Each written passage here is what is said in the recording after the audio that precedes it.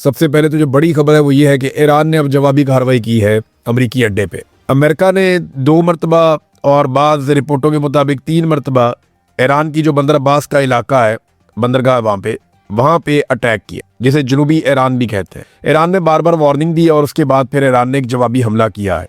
Iran का जवाबी हमला कुवैत में किया। ईरान ने दावा किया कि कुवैत में वो अमरीकी बेस है जिसे इस्तेमाल किया गया ईरान पर अटैक के लिए या बंदर अब्बास के इलाके में अटैक के लिए, तो हमने वापस अटैक उसी बेस के ऊपर किया है।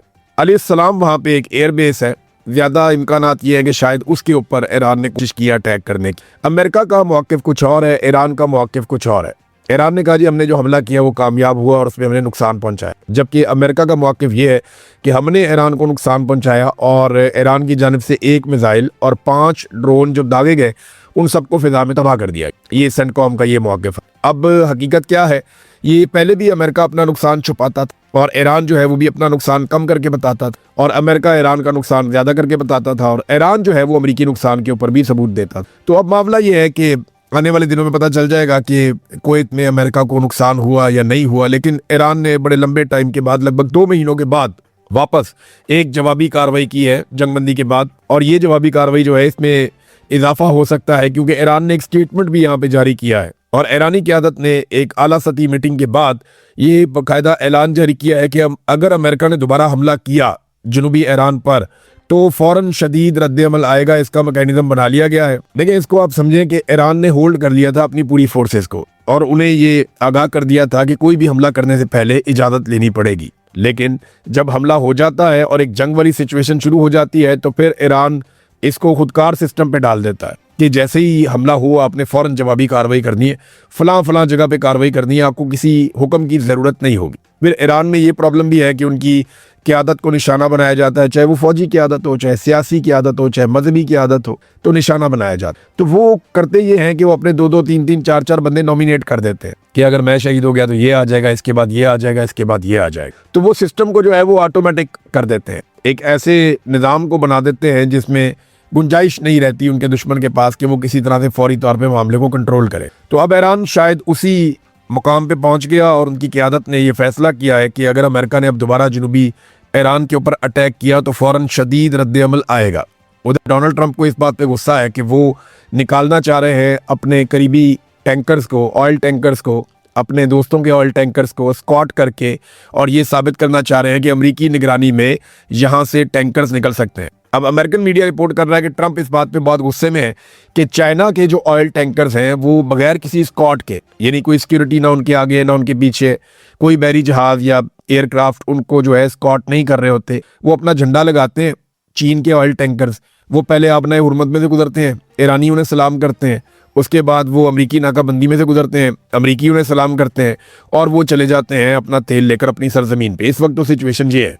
इससे डोनाल्ड ट्रंप को तकलीफ उस वक्त हुई जब अमेरिका ने कोशिश की कि स्कॉट करके कुछ कंटेनर्स को निकाला जाए आबना हुरमत में से ताकत के बलबूते। जब उन्होंने ये करने की कोशिश की तो ईरान ने उनको लिए ताकत का इस्तेमाल किया और फिर इन्हें पीछे हटना पड़ा।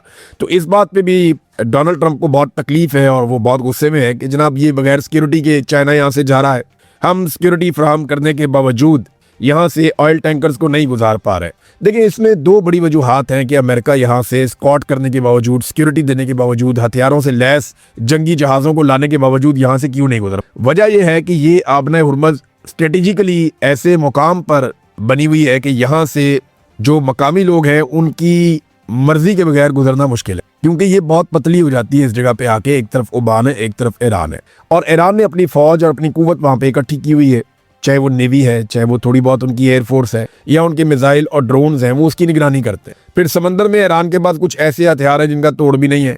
फिर उसने बारूदी सुरंगें भी बिछा दी हैं पानी के अंदर, उसका सिर्फ ईरान को पता है कि वो कहाँ पे है या नहीं। तो ये जो आबना हुरमुज़ जो पहले ही बहुत बारीक है उसको और बारीक कर दिया वहाँ पे जगह जगह पे ईरान ने बारूदी सुरंगें पानी के अंदर बिछाने के बाद।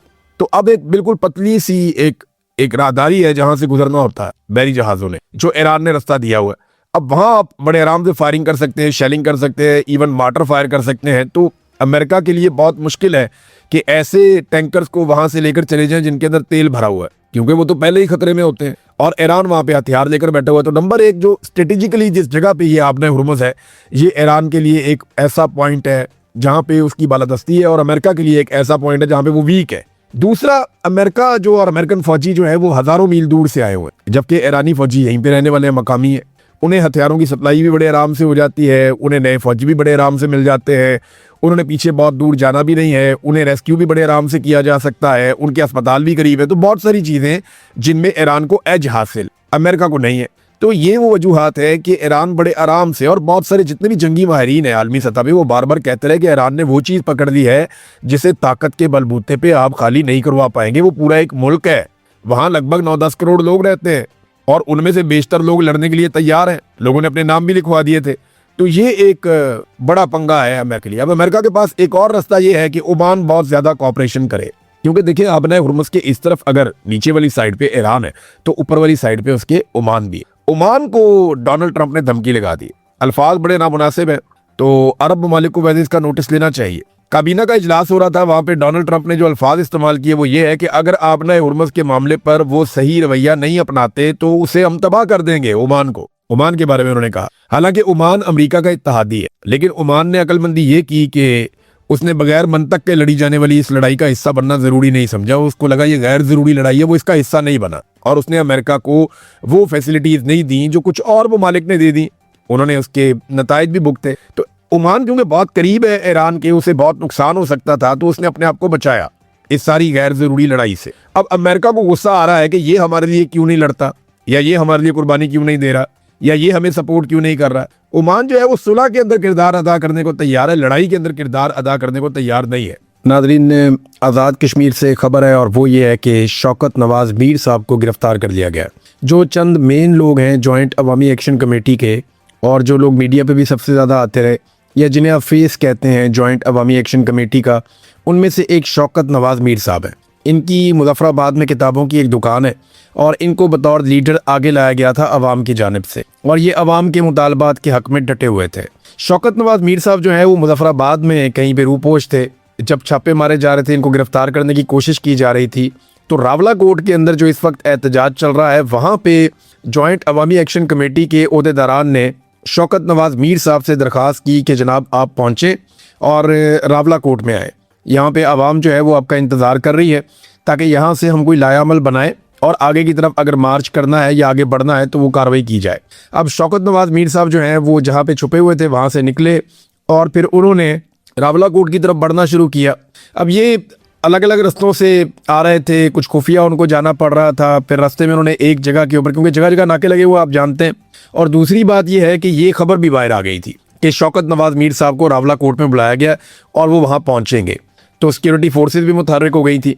तो शौकत नवाज मीर साहब जो हैं वो जा रहे थे, रास्ते में उन्होंने पहले एक घर में पनाह लिए, वहाँ पे छापा पड़ा। फिर बताया जाता है कि वो एक और घर में चले गए थे, वहाँ पे भी छापा पड़ा, और उसके बाद वहाँ पे वो नहीं मिले तो फिर शौकत नवाज मीर साहब जंगल वाली साइड पे चले गए, जिसको कस कहते हैं वहाँ की ज़बान में, या नाला, या वहाँ से पानी गुजरता है, पीछे एक जंगल है। और वो जो मनाजिर हमने देखे उनकी गिरफ्तारी के, वो बड़े खौफनाक हैं। गिरफ्तारी के वक्त के जो मनाजिर है, कुछ लोगों ने वीडियोस बनाई, दूर से बड़ी शदीद फायरिंग हो रही थी, ऐसे लग रहा था जैसे बॉर्डर खुल गया। यानी सिक्योरिटी फोर्सेज की जानिब से इस किस्म की फायरिंग की गई है कि जैसे किसी दुश्मन मुल्क के ऊपर हमला कर दिया गया हो। शेलिंग भी की गई, फायरिंग भी की गई, और अब कंफर्म इतलात नहीं है क्योंकि वो पूरा एरिया सिक्योरिटी फोर्सेज ने घेरा हुआ था। बाद में ये खबर आई कि शौकत नवाज मीर साहब को जंगल में से गिरफ्तार कर लिया गया है, और मुबैना तौर पे उनको एक गोली लगी है बाजू में। ये जो लोग खबरें दे रहे हैं आज़ाद कश्मीर से, उन्होंने ये दावा किया। पूरे इलाके का जो है वो इंटरनेट पहले ही बंद है, आपको कोई इन्फॉर्मेशन मिलती नहीं है, मोबाइल फ़ोन भी बंद हो जाते हैं, और वहाँ पे क्रैकडाउन ऑपरेशन हो रहा था शौकत नवाज मीर की गिरफ्तारी के लिए। और जितनी गोली चलाई गई, मैं हैरान हो रहा था वो आवाज़ें सुनकर कि किस किस्म की फायरिंग हो रही है वहाँ पे, जैसे कोई बॉर्डर खुल जाए या कोई दुश्मन मुल्क के ऊपर आप अटैक कर दें, इस किस्म के मनाजिर थे। बहरहाल शौकत नवाज मीर साहब को ज़ख्मी हालत में मुबैना तौर पे गिरफ्तार किया गया। उनके एक साथी जो है वो गिरफ्तार नहीं हुए जो उनके साथ थे, और सुनने में आ रहा है एक और शख्स भी साथ, उनका जो साथी था वो गिरफ्तार हो गया। अभी तक की जो इतलात है वो ये बता रही हैं कि शौकत नवाज मीर साहब को गिरफ्तार करने के बाद आज़ाद कश्मीर से बाहर ले जाया गया। अब आज़ाद कश्मीर से निकालेंगे तो रावलपिंडी लेकर जाएंगे। अब आज़ाद कश्मीर में शौकत नवाज मीर साहब नहीं है, ये आज़ाद कश्मीर का मीडिया क्लेम कर रहा है। वो ये कह रहा है कि जैसे ही उन्हें सिक्योरिटी फोर्सेज ने पकड़ा तो वो उन्हें लेकर निकल गए और आज़ाद कश्मीर की हदूद फौरी तौर पर छोड़ दी। तो ये सिक्योरिटी फोर्सेज की एक बड़ी कामयाबी है कि इस तहरीक का एक मेन आदमी वो सिक्योरिटी फोर्सेज के हाथ लग गया। बहुत सारे लोग ये दावा कर रहे हैं, या जो सोशल मीडिया के अकाउंट्स हैं जॉइंट अवामी एक्शन कमेटी से जुड़े हुए, वो भी ये कह रहे हैं कि ये किसी ने गद्दारी की है और अंदर से किसी ने खबर दी है, मुखबरी की है शौकत नवाज मीर की, जिसकी बुनियाद पे वो गिरफ्तार हुए। अगर ये मुखबरी ना होती तो वो रावलाकोट पहुंच जाते। शौकत नवाज मीर साहब अगर रावलाकोट पहुंच जाते तो सिचुएशन हुकूमत के लिए शायद और मुश्किल हो जाती, लेकिन इसका रद्द-ए-अमल भी आएगा। अब उमर नज़ीर कश्मीरी साहब ने उसके बाद एक स्टेटमेंट दिया। उन्होंने खुद ये एतराफ़ किया कि हमने उन्हें बुलाया था, वो हमारे कहने पर आ रहे थे, लेकिन रास्ते में उनकी गिरफ्तारी हो गई है और उन्हें कश्मीर से बाहर मुंतकिल कर दिया गया है। लोगों को इश्तियाल दिलाने की कोशिश की जा रही है और अब रावलाकोट में एक बड़े क्रैकडाउन की तैयारियां हो रही हैं।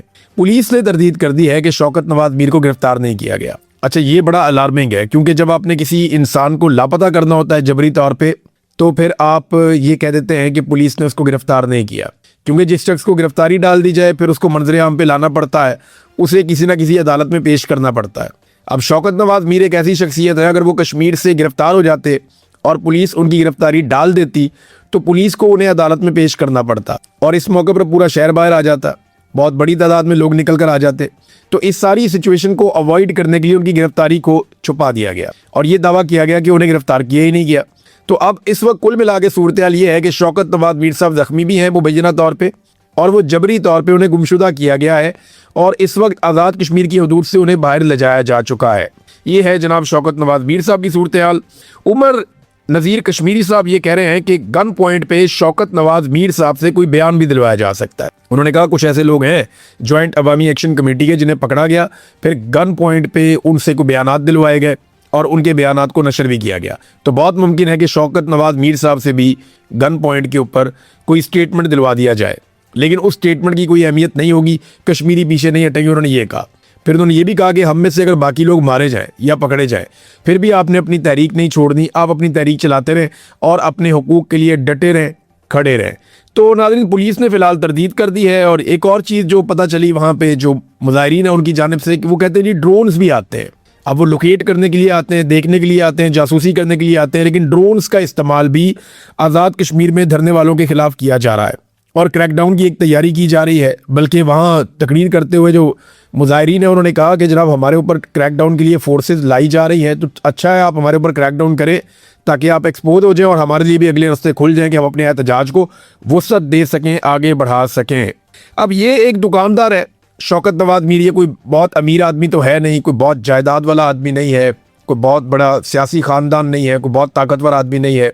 गुमनाम राहों में मारा भी जाएगा अपने लोगों के हक के लिए तो किसी को कोई फ़र्क नहीं पड़ेगा। ये कौन सा कोई नवाज शरीफ है या शहबाज शरीफ है या कोई बहुत बड़ा सरदार है या कोई बहुत बड़ा वडेरा है या कोई बहुत बड़ी ज़ात पात का आदमी है जिसकी बहुत बड़ी जायदाद है, बहुत सारा कुछ उसके पास है। आम आदमी है, गरीब आदमी है, लेकिन गरीब के हुकूक के लिए खड़ा हुआ था। तो देखें इसको कैसे निज़ाम निशान इबरत बनाता है, आपको आने वाले दिनों में अभी पता चल जाएगा। ओवरसीज़ पाकिस्तानी बड़ा शदीद रद्द-ए-अमल दे रहे हैं इस गिरफ्तारी पे और वो बहुत गुस्से में है। लगातार वो हमें राब्ते कर रहे हैं, हमें भी इन्फॉर्मेशन दे रहे हैं, खुद भी वो इसके बारे में पूछगछ कर रहे हैं और आने वाले दिनों में ये मामला बहुत बढ़ेगा। तो अब कुल मिला के ऐसा दिखाई देता है या तो शौकत नवाज मीर साहब को लंबे अरसे तक जबरी तौर पर लापता रखा जाएगा, जैसा कि रिजवी बरादरान को रखा गया। दोनों भाई जबरी तौर पर लापता है, आज तक पता नहीं चला उनका। 7-8 महीने हो गए, दोनों भाइयों की समझ ही नहीं आ रही गए कहाँ पे। हालांकि तहरीक लबैक के ऊपर एक खौफनाक क्रैकडाउन हुआ था, वहाँ पे बहुत सारे लोगों को कत्ल कर दिया गया था। फिर ये दो भाई थे अनस और साद, ये दोनों भाई तब से लेकर अब तक गायब है। या तो इस तरह गायब कर दिया जाएगा या फिर जो मैंने आपको बताया था कि एस्टेब्लिशमेंट से जिन लोगों की मुलाकात हुई, एस्टेब्लिशमेंट ने, एक ऑफिसर ने उन लोगों को ये कहा कि ये 4 लोग तो अब नहीं बचते, इनके तो ऑर्डर आ गए हैं और इन 4 लोगों को तो मारा जाएगा। एक उनमें मेहरान है, एक उमर नज़ीर है, एक और हैं, एक शौकत नवाज मीर हैं। तो इनके बारे में ये दावा किया गया था कि इनको मार दिया जाएगा। इनके चारों के सरों के ऊपर जो है वो 1-1 करोड़ रुपए का इनाम भी रखा गया है।